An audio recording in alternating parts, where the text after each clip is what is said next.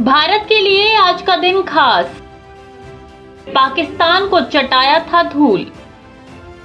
क्या है operation Trident का सच, जानिए आज का इतिहास। भारत हर साल 4 दिसंबर को नौसेना दिवस के रूप में मनाता है। ये दिन 1971 के भारत पाक युद्ध के दौरान भारतीय नौसेना के ऑपरेशन ट्राइडेंट की उपलब्धियों को याद करने के लिए मनाया जाता है। ये दिन 1971 के भारत पाक युद्ध के दौरान भारतीय नौसेना के ऑपरेशन ट्राइडेंट की उपलब्धियों को याद करने के लिए मनाया जाता है। भारत नौसेना ने पाकिस्तान की नौसेना पर जीत दर्ज की थी। इस रीजन से पहली बार जहाज पर मारने वाले एंटी शिप मिसाइल से हमला किया था। 1971 की जंग में पाकिस्तान को बुरी तरह परास्त किया गया था।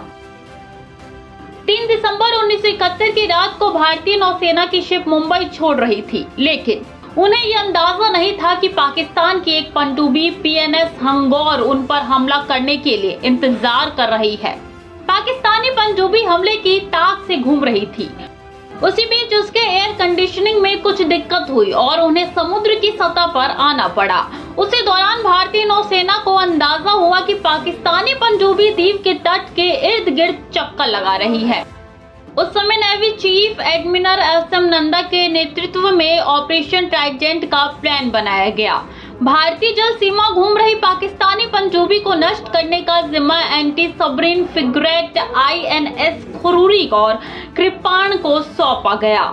इस टास्क की जिम्मेदारी 25वीं स्क्वाड्रन कमांडर बबरू भाव यादव को दी गई थी।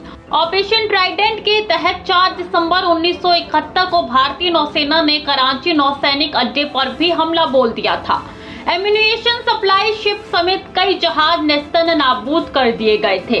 इस दौरान पाकिस्तान के ऑयल टैंकर भी तबाह हो गए थे।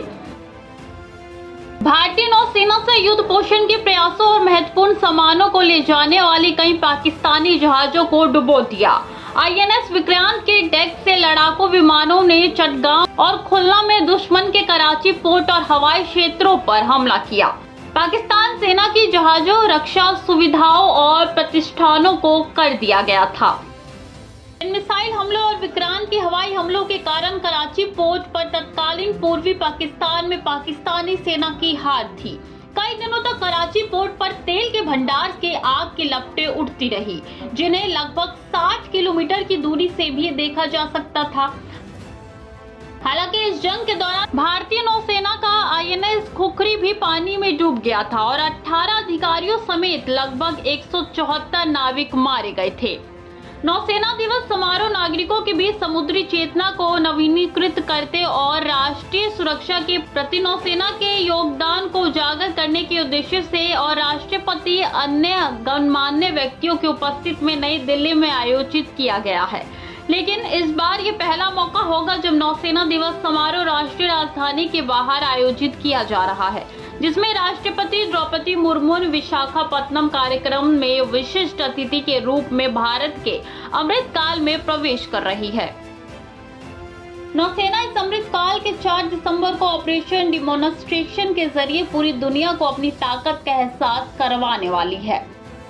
भारतीय नौसेना के जहाज पनडुब्बियां भी कार्यक्रम में अपना दम दिखाते दिख जाएंगे। इस दौरान भारतीय नौसेना के पोत पनडुब्बियां, विमान और पूर्वी, पश्चिम और दक्षिणी नौसेना कमान के विशेष बल भारतीय नौसेना की क्षमता और बहुमुखी प्रतिभा का प्रदर्शन करेंगे, जिनका समापन सूर्यास्त समारोह और एंकरेज में जहाजों द्वारा रोशनी के साथ होगा। केंद्र और राज्य सरकारों के कई गणमान्य व्यक्तियों के भी इस कार्यक्रम में शामिल होने की उम्मीद है, जिसकी मेजबानी नौसेना अध्यक्ष एडमिरल आर हरि कुमार करेंगे। नमस्कार, मैं हूँ जागृति खंतवाल। अगर आपको भी ये रिपोर्ट पसंद आई हो तो इसे लाइक और शेयर करना ना भूलें। और हाँ, अगर आपके लिए भी राष्ट्र प्रथम है तो ओनली भारत को सब्सक्राइब और फॉलो करना ना भूलें। और साथ ही इस तरह की खबरों से जुड़े रहने के लिए देखते रहिए ओनली भारत।